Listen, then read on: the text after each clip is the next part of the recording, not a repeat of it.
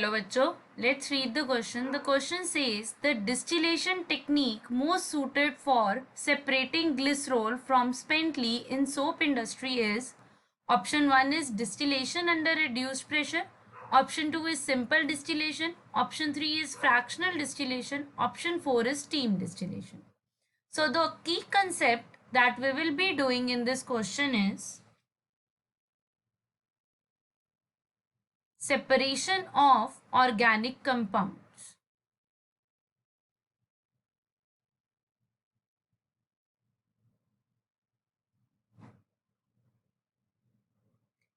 सो बच्चों सबसे पहले तो हम देखते हैं कि हमारी जो सोप इंडस्ट्री है, हमारी सोप इंडस्ट्री में रिएक्शन एक्चुअली क्या हो रहा है. So firstly this is the structure of स्पेंटली.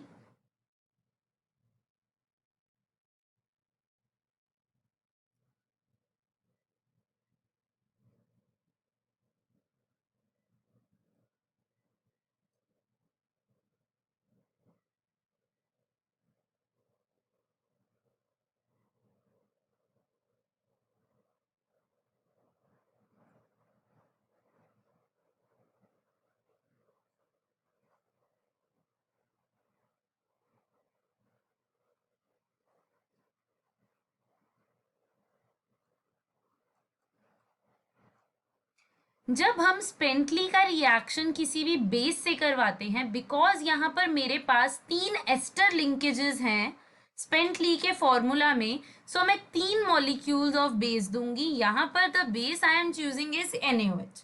जब हम बेस के साथ रिएक्शन करवाते हैं, जो एस्टर बॉन्ड है, दिस बॉन्ड ब्रेक्स. जब ये बॉन्ड टूटेगा, it will result in formation of glycerol.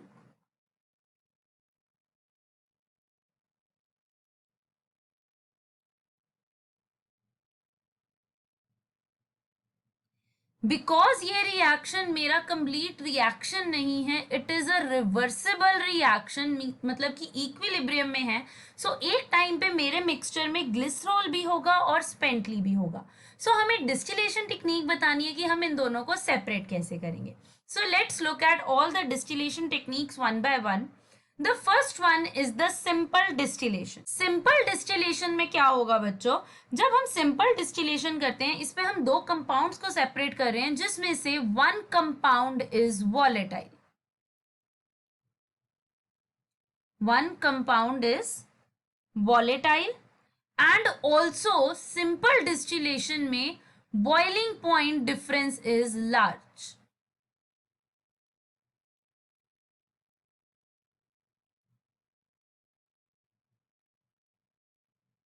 जो हमारे 2 ऑर्गेनिक कंपोनेंट्स है जिन्हें हम सेपरेट करने लगे हैं, सिंपल डिस्टिलेशन हम तभी चूज करेंगे अगर उनका बॉइलिंग पॉइंट डिफरेंस लार्ज होगा.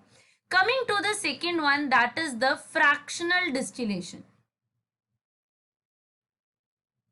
फ्रैक्शनल डिस्टिलेशन में हम क्या करते हैं, हम वो कंपाउंड्स लेते हैं जिसमें both the compounds are volatile.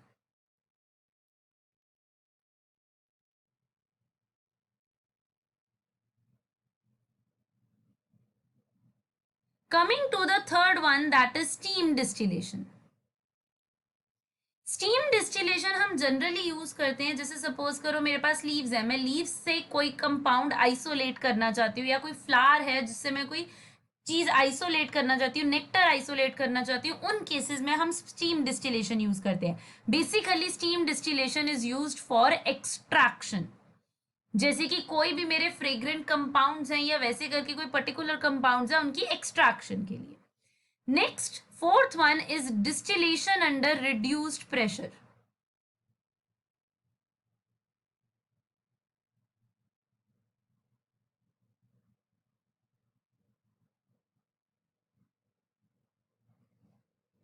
Distillation under reduced pressure क्या होता है, जब भी हम प्रेशर रिड्यूस करते हैं तो कोई भी कंपाउंड जो है उसका बॉइलिंग पॉइंट डिक्रीज हो जाता है.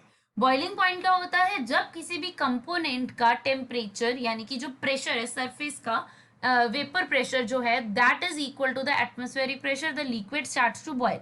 But under reduced pressure what happens, the boiling point decreases. Reduced pressure में बॉइलिंग पॉइंट सिग्निफिकेंटली रिड्यूस हो जाता है, that makes the separation easy. यहाँ पर स्पेंटली और ग्लिसरॉल को सेपरेट करने के लिए हम यूज करते हैं distillation under reduce pressure, because दोनों में से मेरा कोई भी कंपोनेंट वॉलेटाइल नहीं है, बोथ आर नॉन वॉलेटाइल, तो सिंपल और फ्रैक्शनल यूज नहीं हो सकती, और हमने एक्सट्रैक्शन भी नहीं करनी है तो स्टीम डिस्टिलेशन भी नहीं हो सकती। What will happen under reduced pressure, जो ग्लिसरॉल है उसका बॉइलिंग पॉइंट डिक्रीज हो जाएगा। Originally boiling point of glycerol is 290 degree Celsius. It gets reduced when you decrease the pressure.